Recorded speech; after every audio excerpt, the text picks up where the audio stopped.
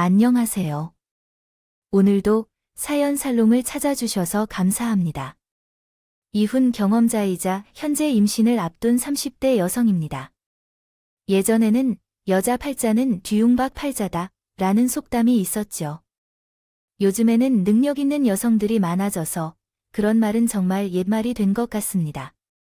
하지만 아이러니컬하게도 여자들끼리 모이면 그 말이 전혀 틀린 말이 아닌 것 같아요. 최근에 오랜만에 친구들과 함께한 자리에서 언더 테이블의 주제가 자연스럽게 남편의 직업, 수입, 아이들의 성적, 그리고 대학 이야기로 변해버렸는데요. 다른 친구들이라면서 다른 친구들의 남편에 대해서 어떻게 생각하나요? 아이들이 궁금해할 수도 있는데 저는 제 친구들이 서로 누가 더 잘 사는지 경쟁하는 것처럼 느껴져 그 자리가 마냥 즐겁지는 않았어요. 그렇기 때문에 함께 있는 친구들 중에서는 제가 이혼한 것 때문에 주눅이 들어있다고 생각할 수도 있고, 제가 자신들에 비해 내세울 것이 없어 그렇다고 생각할 수도 있는데, 사실 저는 그것이 다 부질없다고 느꼈어요. 남편이 좋은 직업을 가지고 많이 번다면 물론 좋겠지만, 그것이 자신을 나누는 기준이 되는 것은 역시 지금 생각해도 잘못된 것 같아요. 그래도 한때는 시집을 잘 가면 행복한 인생이 되지 않을까 생각했던 사람이었는데, 그때는 정말 호되게 느껴졌어요. 당하고 정세를 차린 케이스입니다. 부끄럽지만 제 이야기를 들려드릴까 합니다. 까놓고 말하자면 예전에는 결혼 전 뭐 하나 내세울 것이 없는 그런 사람이었어요. 고등학교 때 아버지가 돌아가시면서 집안 형편이 어려워졌고, 20살이 되어 취직을 하면서 실질적인 가장이 되다 보니 남들은 청춘이다 꿈이다 열을 올릴 때 저는 돈에 목을 메고 살았어요. 많지 않은 월급으로 엄마와 2살의 남동생을 책임져야 했거든요. 그래서 내일 통장에 돈이 없으면 불안했고, 자금은 행복하기 위해서가 아니라 불행해지지 않으려고 필사적으로 들였어요. 그렇게 살다 보니 남은 건 없다는 걸 깨닫게 되었습니다. 러움뿐이었는데, 인생이 아주 비극은 없다고 그런 인생이지만 가끔은 오는 날도 있었어요. 그리고 환경의 영영이지만 생동감이 강하다는 칭찬을 자주 들었어요. 그게 제 인생의 트릭이 되었죠. 남편을 만난 건 30살이 되던 때였어요. 직장 선배 아는 지인이었죠.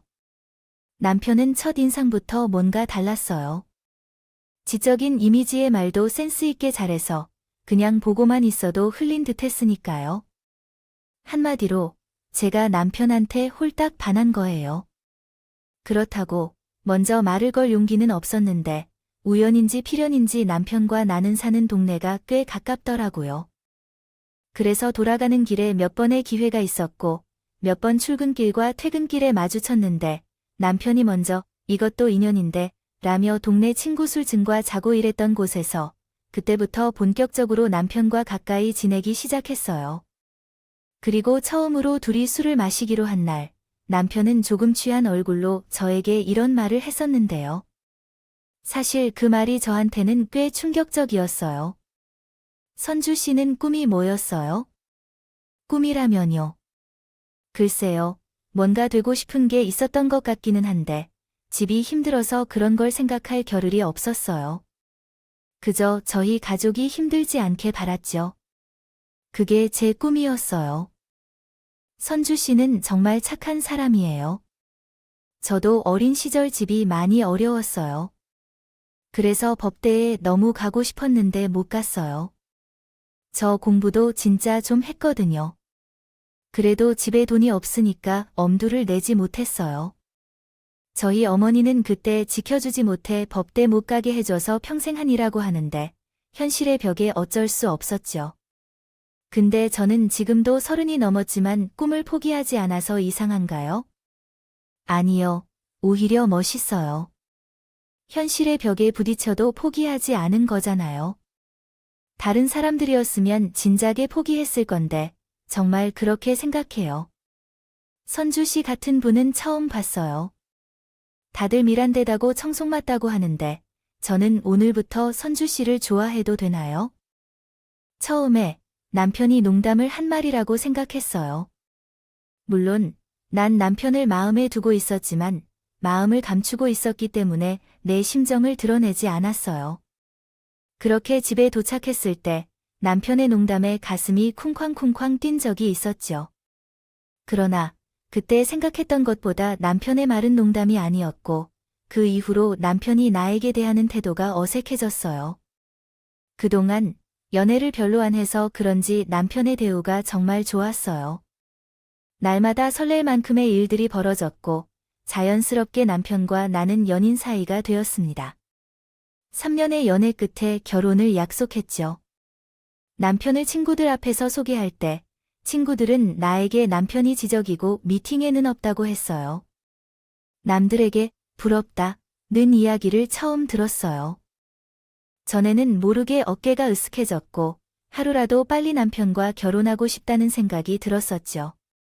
어렵지 않게 결혼을 해서 작지만 신혼생활을 나름 즐기고 있던 경험이었습니다. 남편이 다니던 직장이 힘들었는데 결국 부도가 났어요. 새로운 직장을 찾을 여유도 없이 생겨난 일이라 남편은 뜻하지 않게 실업자가 되었고 그것이 꽤 충격이었죠. 다행히도 제가 맞벌이를 하고 있어서 남편에게 실업급여가 오기 때문에 난 괜찮다고 남편을 위로했어요. 당장 너무 조바심 내지 말고 직장은 찾으면 되지 않을까요? 자기 자신은 똑똑하고 능력 있는 사람이라서 더 좋은 일자리로 이직할 수 있을 것이다. 하지만 남편의 생각을 모르는 표정으로 남편은 매일 밖으로 나가곤 했다. 그러던 중 남편이 충격을 받은 것 같아 걱정하였지만 어느 날 남편이 술에 취해 들어왔을 때 하는 말은 전혀 예상치 못한 이야기를 하였다. 자기, 나에게 소원 하나만 들어주면 안 돼? 전에도 언급했듯이 나의 꿈을 포기할 수 없어. 단위를 회사까지 부도가 난 이직 후 쉽게 나에게 좋지 않은 직장으로 가는 것은 아닌데 로스쿨에 가고 싶어 한다. 어렸을 때는 돈이 부족해서 못했지만 이제는 면모금 정기예금도 있고 자기가 도와준다면 진짜 열심히 할 수 있는데 되지 않을까? 아무리 이력서를 들고 다니더라도 거기에서 회사에서 일하는데 죽기 전에 한번 도전하고 싶어서요. 제가 한 번만 봐달라고 했더니 그 순간의 기분과 당황이 있었어요. 남편이 절실히 애원하자 정신이 번쩍 들었지만 처음에는 대답할 수 없어서 생각을 좀 해보자고 했죠. 그래서 남편을 달래고 일단 정리하려고 애를 썼어요. 익숙한 말들이 되풀이되는데 술이 깬 후에 그 말들은 취중진담이었어요. 허락을 얻기 위해 손님의 눈치를 살피는 것이 정말로 쉬운 과제가 아니라는 것을 알아야 했습니다. 그러니까 어제 말한 것처럼 자기는 3직장보다 로스쿨 시험을 치를 생각을 했어요. 내가 무슨 방법을 써서 또 취직을 해서 그 돈으로 공부할지 생각해볼 생각이었죠. 그 회사는 부도가 나지 않을 것이라는 보장도 있었고 정년 퇴직 후에는 변호사가 아닌 다른 직업으로 취직할 계획도 있었어요. 변호사는 정년이 없으니까요. 또한 얘기도 없고 내가 이뤄온 저축도 있었기 때문에 일단은 그 돈으로 공부할 생각이에요. 나는 포기가 안 돼서 말이에요. 당신의 마음을 잘 이해하지만 현재의 상황도 고려해야 한다고 생각해요. 그렇죠. 당장은 당신의 저축으로 공부할 생각입니다. 치자. 그래서 합격하면 그럼 생활비가 바뀌겠지. 그걸 다음 스스로 감당해야 되겠다고 생각해. 그게 현실적으로 가능할까? 물론 힘들 것이라는 건 알아. 대신 내가 밤에는 대리운전을 하면서 돈을 벌 거야. 최대한 생활비를 아끼도록 노력할 테니까 진짜로 돈을 안 쓰려고 노력할 거야. 나한테 궁금한 게 있다. 너도 알잖아. 그리고 다 한다면 함께 해보자. 우리 집 형편 때문에 대학에 못 가는 건 너무 안타깝지 않아? 나한테 투자해줄 생각으로 조금만 고려해주면 안 될까? 로스쿨 시험에서 떨어졌을 때는 그때는 말해도 되네. 그때는 포기할 거야. 함께 단념할게. 저는 처음에는 당황했지만 남편이 원한다면 한번 도전해보는 것도 괜찮다고 생각했어요. 남편을 무시하는 것은 아니지만 로스쿨 시험이 그렇게 쉽지 않을 것이고 자기 입으로 시험을 통과하며 마음을 다잡는다고 하니까 이번에는 미련도 버리면 좋을 것 같았고, 그래서 당장은 버틸 수 있으니 그렇게 하라고 했어요. 그러자 남편은 제가 전에 결혼했을 때보다도 세상 모든 것을 가진 것처럼 행복해했고, 저에게도 매우 고마워했는데, 그가 진심으로 응원하는 것은 아니었지만 싫지는 않았어요. 그런데 우리 가족에서는 그 사실을 알아 참 좋아하지 않았어요. 당신은 왜 그러십니까? 가족 때문에 고생한 딸이라 결혼하여 이제 조금 평범하고 행복한 삶을 살고 있는데 결혼한 지 얼마 안 돼서 남편이 공부에 열중하게 되어 있어서 속상하실 텐데 맞나요? 그래서 친정 엄마도 나를 말리기도 했어요. 너는 잘 살아야 해. 그것이 어렵기 때문에 지금부터라도 못할 때가 있다고 해도 엄마 걱정하지 마세요. 당장 그가 모은 돈도 있고 우리에게 애가 없어서 제가 일하면 할 수 없는 일은 없어요. 그래도 엄마는 네가 걱정이 많을 거야. 이제야 남편과 함께 평안히 살았으면 하는데 안타깝습니다. 해답을 찾으면 표시해 주세요. 소원이라면 한번 해봐야 하지 않을까? 물론 나도 불안한 마음은 없지 않지만 자기 부를 시험으로 떨어질지 모르는데 잡기만 하면서 따라지더니 떨어진다면 대로 뱉으면 붙을 게 아닐 테니까 나쁠 게 없어. 혹시 알고 있나요? 이 세상이 변호사가 되어 성공할지에 대해 물어본다면 그렇게 쉽지 않겠죠. 아무튼 내 생각이 그렇다면 어쩔 수 없지만 서방의 공부를 보면서 이건 아닌 것 같으면 그때 하지 않겠다고 말해야 한다. 알겠지요? 네, 알겠어요. 나는 그렇게 걱정만 하는 친정은 말을 달래주시려 하는데요. 남편이 공부를 시작했다는 사실을 시어머니는 받아들이지 못했는데 우리 엄마는 반대 응답을 보였습니다. 어느 날 시어머니는 다양한 반찬을 많이 만들어 찾아오셨는데 눈물을 흘리며 이렇게 말씀하셨어요. 얘, 내게 얼마나 고마운지 모른다. 네 남편이 어렸을 때 공부를 잘했다면 지금쯤 판사나 검사, 변호사가 되어 있었을 거다. 하지만 우리 집에 태어나 가난했기 때문에 내가 얼마나 미안하고 답답했는지 모르겠어. 내도 그렇게 알고 있을 거야. 우리 집에서는 학비를 지원해주지 못하는 어머니의 마음도 이해할 수 있어. 업무 때문이든 너 때문이든 마음씨가 그렇구나. 너 처음 본 순간에부터 알아봤어. 너도 힘든 걸, 그 마음 잘 알아. 이것이 사랑이고 이해야. 내게 평생에 용서받는 일을 해줘서 너에게 너무 고마워. 둘 사이에 마음이 같아 춤이라도 춰보고 싶은 마음인데 우리 집은 행복으로 가득 차 있네. 어느 날 시어머니가 민망할 정도로 감사하셔서 돌아가셨어. 남편과 시어머니까지 나에게 감사해야 하니 순수한 마음은 아니었지만 내 결정이 옳았다고 느꼈고 남편의 공부가 본격적으로 시작되면서 다시 한번 여권자가 되어야겠어. 그래도 예전과는 달리 사랑하는 다시 한번. 남편을 위해서 생각하니 어깨가 그렇게 무겁지는 않았어요. 그리고 남편은 약속처럼 정말 열심히 공부에만 집중하고 솔직히 신혼인데 외로운 시간도 많았지만 자기 꿈을 위해 노력하는 남편을 보니 어느새 저도 남편의 꿈을 응원하게 되었어요. 그렇게 남편이 공부에만 매달린 지 1년 반이 지나고 남편은 자기의 의지대로 로스쿨에 뜻하니 합격했어요. 남편의 로스쿨 합격 소식에 온 집안은 경사가 났고 처음에 반대하던 친정엄마도 여전히 걱정은 되지만 남편에게 가능성을 봤기 때문인지 오히려 저에게 조금만 참고 기다리라고 하시더라고요. 사실 본격적인 공부는 이제부터 시작인데요. 샤먼 씨는 발사로 남편이 변호사가 되었는데 예전과는 달리 저에게 공부를 방해하지 말라고 잔소리를 하셨어요. 뭐든 남편 유지에 신경을 쓰시는 것은 너무 일찍부터 절약하고 나중에는 어떻게 하라고 하셨지만 쉘쓸 걱정도 했어요. 또한 예상치 못한 현실적인 어려움을 대비해야만 했어요. 남편이 모아둔 돈은 이미 다 소진되었고 생각보다 비싼 로스쿨 등록금을 마련하느라 고민해야 했습니다. 어느 날 제 동생이 말 없이 1,000만 원을 송금했어요. 엄마가 그랬어. 너희 등록금으로 쓸 거라고 라고 말했어요. 알아본다. 그래서 내가 갖고 있던 돈 부족 때문에 그렇게 했어. 그래도 미안하게. 누나가 장례식 비용에 쓴 돈과 비교하면 많지는 않지만 언젠가 나도 누나를 도와줄 수 있는 사람이 되고 싶었어. 그래서 편하게 쓰고 매형에게 돈 걱정하지 말라고 하고 고마워. 중앙아, 4시에 만날 때가 다가오고 있어서 너무 기뻐. 누나가 바뀌어가면 반드시 갚아줄게. 내가 동일한 액수를 다시 누나에게 갚는다면 어떻게 할까? 정말 괜찮으니까 편하게 써. 동생의 도움 덕분에 남편은 로스쿨에 다닐 수 있었고 남편은 조그만 만큼 기다리면 고생한 만큼 행복하게 해줄 거라고 약속했어.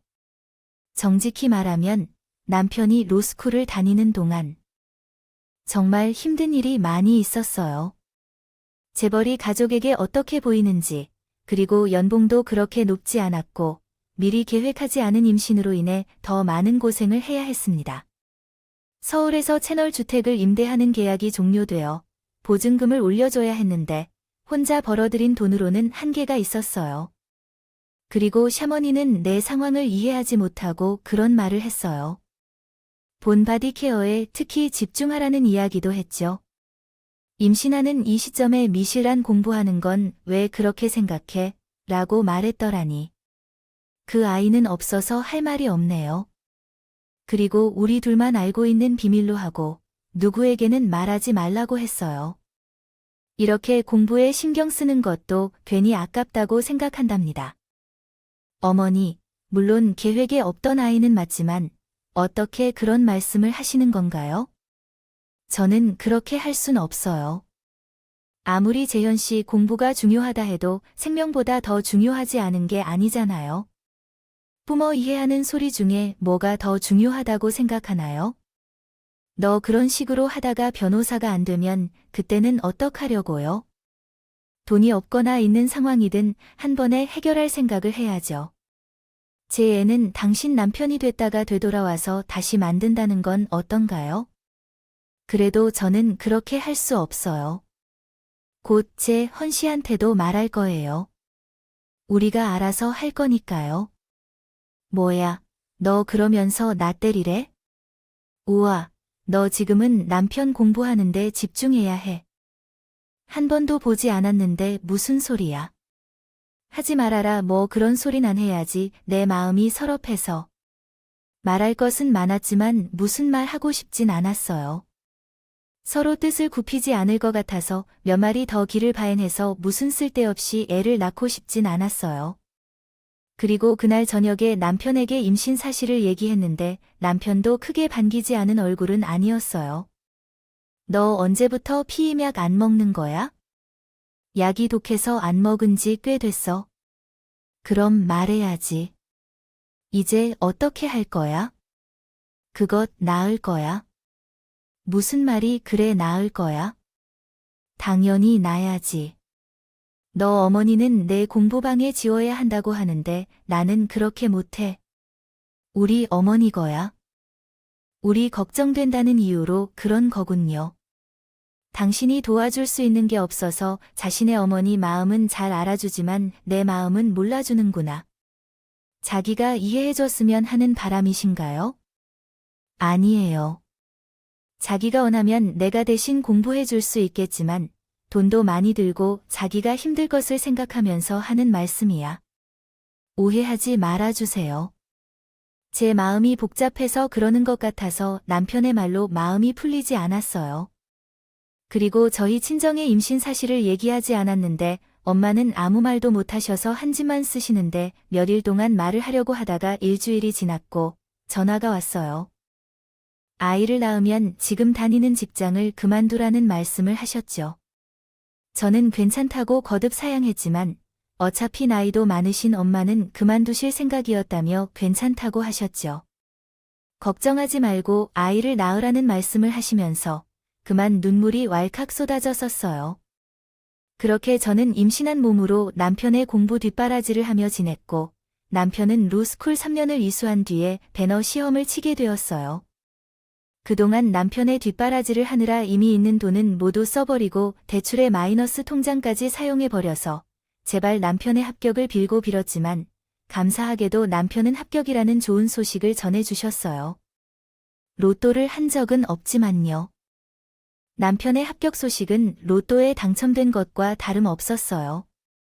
무엇보다 혼자서 막연히 걱정할 필요가 없어진다는 생각에 눈물이 쏟아졌어요. 시험에 합격한 남편도 여기까지 올 수 있는 건 모두 제 도움 덕분이라며 감사의 말씀을 전했고, 친척들뿐만 아니라 상무니까지 너무나 기뻐해서 비로소 진정한 행복이 시작된다는 생각에 설레었어요.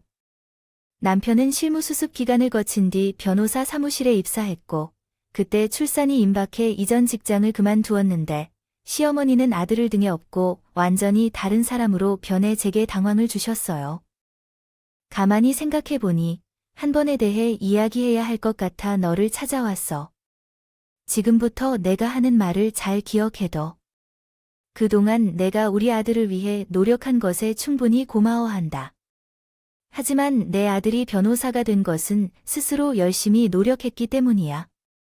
모든 공을 너에게 돌리지는 않을 거야. 내가 얼마나 노력하려고 해봐도 안 될 자는 어떻게 해도 안 될 거야. 그러니까 너도 한편 희생해주는 게 네 덕이라고 생각하고 그럼 뭐 어때? 결국 남편이 큰일을 했다면 아내는 추후 그 일의 책임을 같이 지고 살아가야 해. 알겠니? 요즘 세상이 어떤 세상인지. 그리고 모든 것이 다 제 덕이라고 생각하지는 않지만 우리는 서로 열심히 했기 때문에 오늘이 있는 것 아닐까요? 이 바로 우리에게 불가능한 말이라. 전에는 할 수 없었는데 너는 무심하게 다른 사람을 무시해왔어.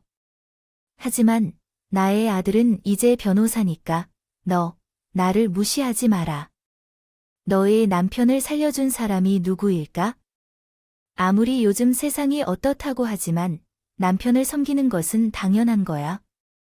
그동안 내가 돈을 벌기 위해 내 아들을 위아래로 생각했을지 모르겠지만 지금은 상황이 완전히 바뀌어 버렸어. 너는 백숙5로 올랐고 내 아들은 변호사가 됐어. 이제는 처지가 완전히 달라진 것이니까. 그러니까 이제부터는 무조건 이 남편을 내 위에 두고 생각해야 해. 토달지 말고. 저는 황당하다 못해 치열해진 어머니의 말에 당황했어요. 예전에도 남편이 로스쿨 합격했을 때도 그러셨던데 시어머니의 태도가 완전히 바뀌었고 예전에는 자기 집에 복덩이라며 업고 다니고 싶을 정도였던 시어미라도 그 모습은 흔적도 없이 사라져 버렸다는 거죠. 그래서 솔직히 앞으로의 결혼 생활이 걱정되긴 했지만 남편이 변호사가 되어 기쁘다고 생각했죠. 한 번은 그냥 넘어가려 했는데 시간이 지날수록 시어머니의 의도를 지나치는 말과 행동이 계속됐어요.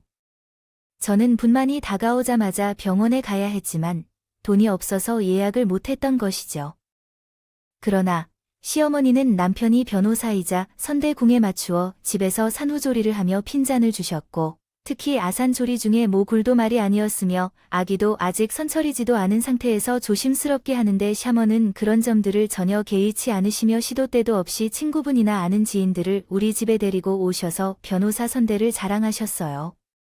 게다가 사는 소리는 우리 친정엄마가 우리 집에 오셔서 해주고 계셨는데 시어머니는 그런 우리 엄마에게 커피를 좀 타달라거나 점심상을 차려달라거나 급한 술상까지도 달라신 것이 도저히 참을 수가 없었죠.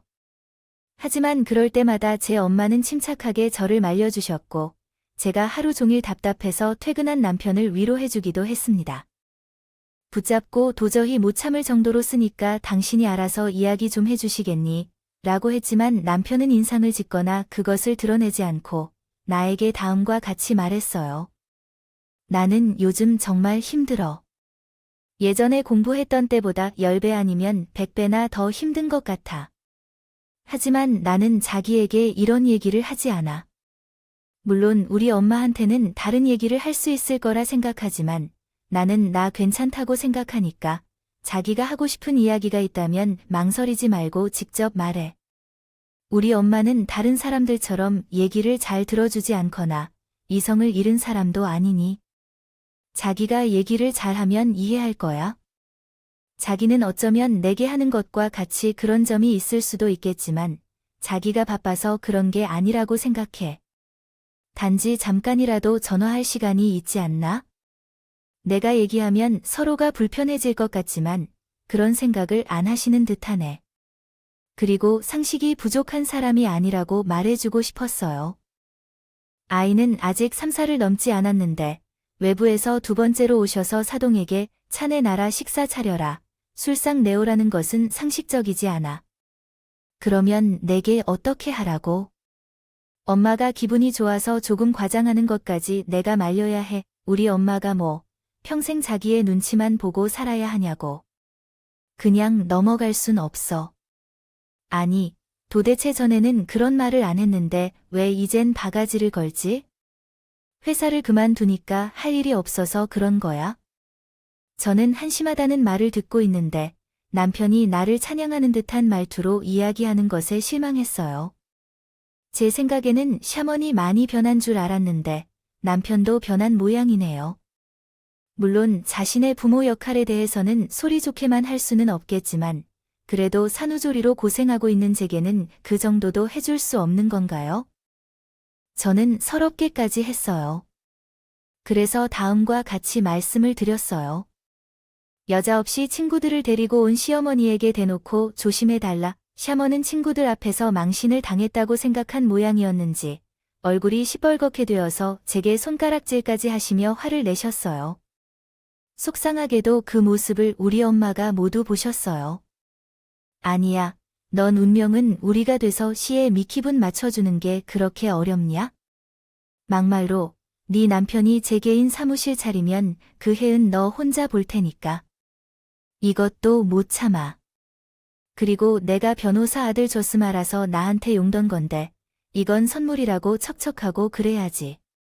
이건 뭐 입을 싹 다 끈인가.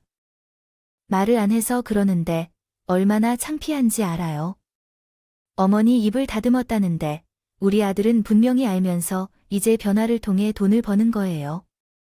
우리가 그런 여유가 어디 있어요? 서초 60만 원 같은 걸 넌 아직도 너희 덕분에 내 아들이 변호사가 됐다고 생각하지 말아요. 너무 자랑하지 마세요. 내 아들은 똑똑해서 그런 걸로 내 아들이 변호사가 됐다고 생각하지 마세요. 조용히 들으라니까 내가 참지 못해요.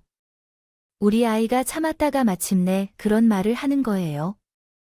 그리고 아들을 가지고 사업을 하시는 것도 아니잖아요. 뭘 그런 식으로 발을 하시는 건지요?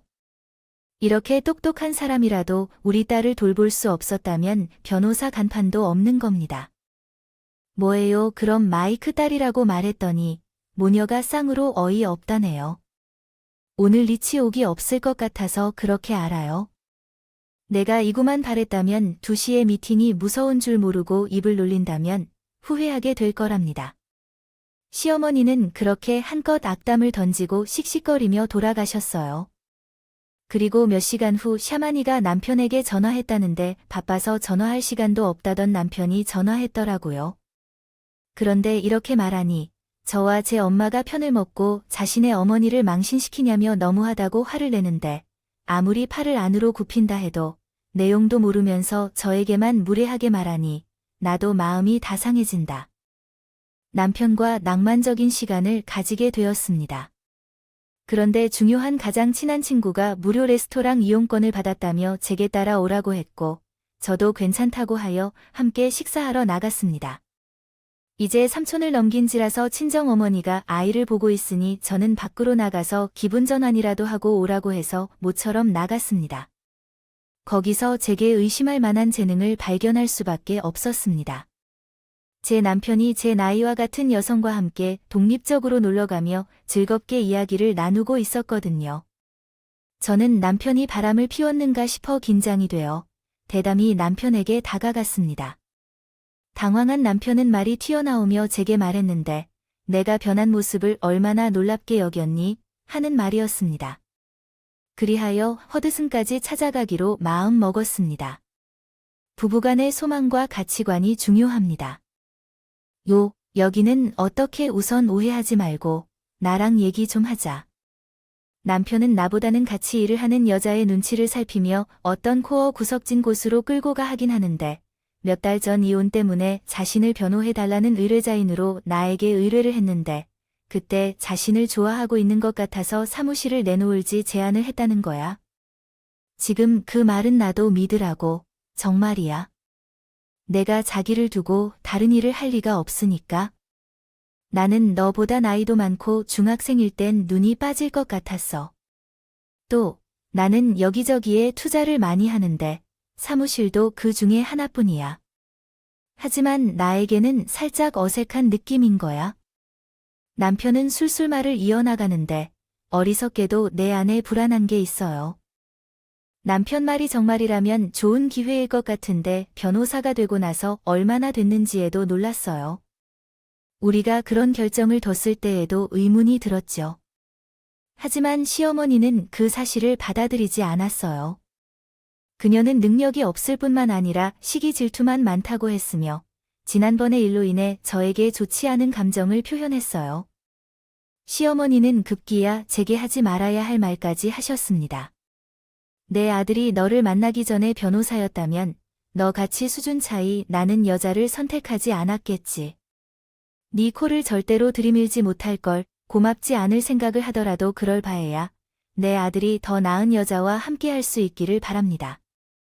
이것이 제 솔직한 생각입니다. 어떻게 그런 말을 제 앞에서 하십니까?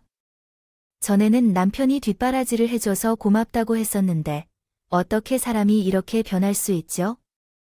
너는 운이 순환한다고 생각했더니 아주 어려워 보이네요. 난 조강지처나 비틀이고 그런 것들은 없어요.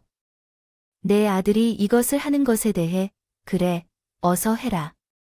쌍수, 정수를 들고 환영할게 라고 하면 됩니다. 이 정도면 시어머니도 정신이 아니라고 생각해요. 아무리 어려운 상황이라도 당신의 손주가 그렇게 했다면 막말을 하는 것은 공손하지 못하다고 생각해요. 또한 남편의 말이 가짜인지 진짜인지는 지금 당장은 알 수 없어서 지켜보려 했지만 남편은 그 후로 여자와 밤늦게 통화를 하거나 주말에 여자를 만나러 나가는 것을 열린 채로 하고 있습니다. 자와 아이는 완전히 뒤처진 채였다. 변호사가 된다면 행복하게 해주겠다고 약속했는데 그런데 아이게 사람은 화장실에 들어갈 때와 나올 때의 기분은 다르다. 제가 지난 고난을 아쉽게 여겨하면서도 이렇게 될 줄 알았다면 도움을 줄 수 없었다고 그 후회를 했습니다. 그 이후로 남편은 자신의 이름으로 사무실을 열겠다며 매력적이었지만 경력이 그리 풍부하지 않은 것에도 불구하고 바로 사무실을 열기에는 조금 과도한 것 같았습니다. 남편을 말려보려 했지만 아무것도 모르는데도 나서지 말라며 저를 무시하더군요. 그의 결정은 이미 모든 자금을 투자하기로 했다는 게니 더 이상 제 도움이 필요하지 않다는 것이었어요. 상황이 그렇게 되니 저는 불안했어요. 아직 아이도 어리고 남편은 뒷바라지 하느라 모아놓은 재산도 없었거든요. 남편한테 버림받을까 무섭더라고요. 그래서 애써 설마 그렇게 캐스라는 마음으로 불안을 떨쳐내려고 했는데 그러면 그럴수록 덮치던 불길한 예감은 현실이 되었어요. 남편과 시어머니와 틀어진 후로 6개월 정도가 지났는데 어느 날 남편이 사무실 인테리어를 끝내고 개업을 한다고 했어요. 그래서 당연히 저도 그 날짜에 맞춰 음식을 마련하고 손님들을 맞이할 준비를 해야겠다고 생각했는데 남편이 저에게 꽂히지 않아도 된다고 했어요. 하더라고요. 뭐, 나한테 오지 말라고 하는 게 아니라 애도 아직 어리니까 자기가 집에 있는 게 좋겠다고 해서. 어차피 요란스럽게 할 생각도 없으니까 그 말이 그 말이잖아. 그럼 어머니도 안 가시는데? 아니, 엄마가 노는데 그냥 구경하고 싶으신 거야. 자기도 알잖아. 우리 엄마가 변호사가 된 뒤로 자랑하고 다니는 낙으로 사는 거, 그러면 나도 갈게. 시어머니도 가시는데 아내 내가 안 가는 게 이상하지? 엔진 너, 엄마한테 부탁하면 돼. 내가 싫다고 왜 애를 자꾸 장모님한테 맡겨. 그리고 개업하는 날에 관계자들 많이 오는데 자기가 거기에 왜 끼려고 들어가는 거야? 자기가 그 비 맞아. 뭐라고요? 그 사람의 말투가 좀 이상한데 내가 변호사로 도와주다가 이제는 호구로만 삼는다고 해요. 너도 그런 소리 듣지 않니? 맞아. 정말 고맙긴 한데 사골이 아닌데도 고생이 많아. 사실 너도 내가 잘 되면 호각을 마음으로 투자해준 것 아닌가? 거기 나오는 돈을 받을 때 고맙다고만 해주면 되는데 왜 자꾸 사람을 건드리는 거야? 어머니는 그랬고 제 정신이 나갔어요. 그 말을 듣자마자 저도 굉장히 놀라서 손이 떨렸고 심장이 치장이 되어버려서 웃지 말라고 해도 오히려 더 웃음이 나오더라고요. 아무튼 그렇게 별거 아닌 사건 때문에 놀라지도 않았어서 남편 사무실에 몰래 찾아가기로 했어요. 제가 사무실에 도착하니 시어머니를 비롯한 시댁 친척들이 모두 와 있었고 시어머니는 전에 봤었던 투자를 잘하는 여자를 옆에 끼고 꽤 친한 듯이 말을 하더니 친척들에게 인사를 시켰어요. 여기 우리 며느리야. 멀리서 와서 힘들어한 형님. 뭐가 힘들어? 우리 변호사 조카 보러 오는데. 드디어 우리 집 자식 재현이가 사자 집안이 되는 건가? 그렇다니까 영님. 우리 며느리 덕에 이렇게 펀드를 탄 셋이까지 있으니 이제 돈 버는 일만 남았어요. 통 30초 축하 소리는 무슨 복을 많이 받아서 그래. 아, 그 본 차량은 이혼 잘했고. 그럼요. 자기가 뭐든지 될 수 있는 줄 알고 말을 해서 순식간에 단숨에 쫓겨났어요. 친한 짝과의 이혼 소송으로 끝나고 이제 진짜로 행복할 일만 남았어요. 정말 미친 듯이 팔짱 뛸 노릇이었어요. 투자자라고 하셨더니 사실 그 여자는 남편의 내연인이었어요.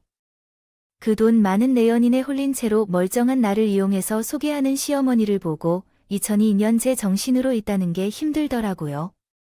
그래서 저는 오늘 여기 완전히 뒤죽박죽이 된 것 같은 생각으로 사무실 앞에 놓인 화분과 화환을 부수기 시작했어요. 그대로 사무실 안으로 들어가니 남편과 시어머니가 마치 귀신이라도 보는 것처럼 혼이 쏙 빠지는 것 같았어요. 하지만 그들의 익숙한 시선을 의식하며 거짓말을 시작했어요. 자, 아니야. 여기가 어디라고 왔는데 정확히 아무 생각이 안 나. 우리 이겼어. 끝났어. 그래, 끝났으면 인정해야 해. 찾아야지. 오, 내 아들아. 길 막아. 참나, 정말 쌍으로 미쳤네. 뭐가 어쩌고, 어째? 그래, 내가 정말 해줄 테니까. 그동안 이놈 뒷바라지 안 해서 미안해. 아니, 내 소원대로 변호사 되게 해줬으니까 내 시간과 정성까지 더해서 위자료도 되나? 그럼 나도 미련 없이 해줄게. 뭐, 소송이 끝났다고 당장 가서 등분이라도 떼올까? 그리고 상관 연락어 떠도 그런 거 아니잖아. 너도 엄마 따라하는 딸 녀석이라면 그런 거 알지? 그러니까 하는 남자 건드리지 말았어야지. 이 여자가 미쳤나? 지금 뭐라고 하는 거야? 내가 이 딸이인 이혼녀, 라고. 재현 씨의 여자가 지금 무슨 소리를 하는 거예요? 진짜 황당한 의작이야. 정리했어. 저 여자가 현실을 인정하지 않아서 그래. 오죽하면 내 손으로 접근금지 신청까지 했다니까. 자게 나 못 믿어 더 울고 자빠졌네. 접근금지 신청? 내가 계약한 전셋집에서 살면서 누가 누구한테 접근금지를 내야 쉬나? 나는 도저히 못 참겠네. 야, 이제 너는 정말 끝이 없구나.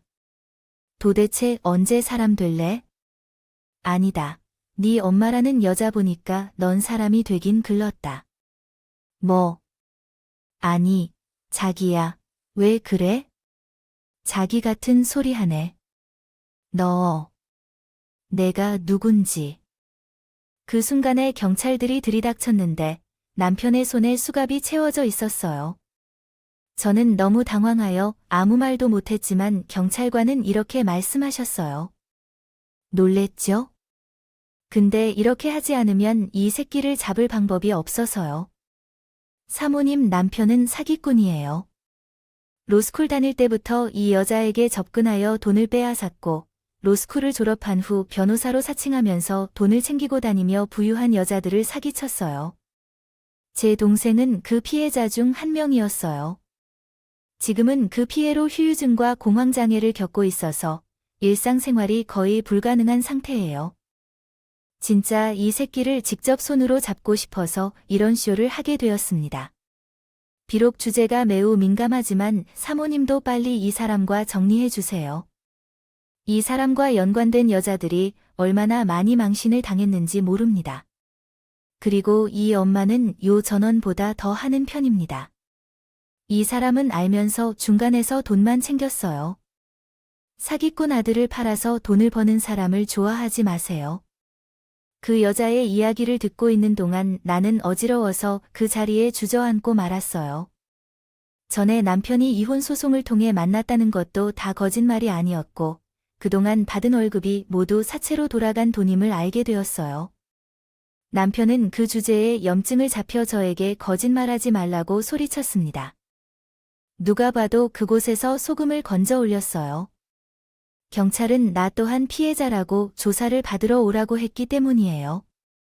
그리고 경찰서에서 만난 남편은 저에게 붙들려서 잘못을 인정하며 자신을 버리지 말라고 애원했는데 하는 말이 과거의 것이 아니었더라고요. 자기가 너무 미안하다며 진심으로 사과하고 잠깐 정신이 없었다고 했어요. 아마도 당신과 그리 크게 다퉜던 사람이라서 그런 것일 거예요. 할 일이 없어서 도둑질을 한 2층 건물에 있는 서류도 변조해 놓았어요. 왜 법을 공부했는데 그 법 하나도 무섭지가 않았는지. 죽을 힘을 다해 공부했는데도 떨어졌다니 어찌 할 바를 모르겠어요. 어쨌든 나는 시험을 통해 변호사가 되려고 했어요. 그래서 그 자신이 앞에서 온전히 서 있는 모습을 보여줄 거라고 말했다고 했어요. 그러다가 어쩌다가 제발 나도 사실을 속았어. 내 아들이 진짜 변호사라고 생각했다고. 하지만 그래도 내가 그 아들인 줄 알았다. 그래서 다시 한번 용서해주지 않을래? 계속 얼굴도 맞히고 살기 힘드네. 게다가 그 아들이랑 평생 행복하게 살아봐. 얼마나 좋은지 몰라. 아, 그리고 돈 많은 며느리 생기면 그렇게 자랑하지 말고 왜 내게 그러는 거니? 그러지 말랬잖아. 그런 톤 진작에 안 쓰고 싶었는데 내가 아니라는 거지. 꼭 필요한 것이 많은 여자 꽃이라면 될까봐 눈물이 난다. 가져갔다고 나도 남은 것 하나도 없어 이해해. 그러지 말고 내가 우리 채원이 좀 살려주면 안 되겠니? 제가 아직도 제가 호구로 보이나요? 보세요. 꿈을 꾸세요. 제가 그렇게 악에 받쳐 소리를 질러도 남편과 시어머니는 마치 약속한 듯이 내 앞에서 무릎을 꿇고 두 손을 발처럼 내밀었어요. 하지만 그 사람들한테 질리고 오만정이 떨어져서 이제 그 꼴도 너무 보기 싫다고 생각했어요. 그 사람들과 빨리 연락을 끊는 것이 우리에게 좋다는 마음에 서둘러 이혼 소송을 준비했어요. 그리고 남편은 돈이 없어 국선 변호사를 고용하여 이혼 소송을 진행했는데요. 남편이 너무 끔찍한 행동을 해서 국내 변호사도 더 이상 서서히 원하는 위치를 찾지 못했다. 그 결과 결국 이혼 과정은 매우 수월하게 처리되었습니다. 남편은 옥살이 하는 사람으로 나타났기 때문에 법원 판결에 따라 위자료와 아이양육비를 시어머니에게 받게 되었습니다. 처음에는 돈을 받는 것을 꺼려했지만 부동산 압류 신청을 위해 고박하자 오랜 빌라를 팔게 되어 돈을 받게 되었습니다. 돈을 주며 더 이상 껄끄럽게 행동하지 말라고 요구했지만 저가 더 많은 혜택을 받으려고 한 속임수에 저항했습니다.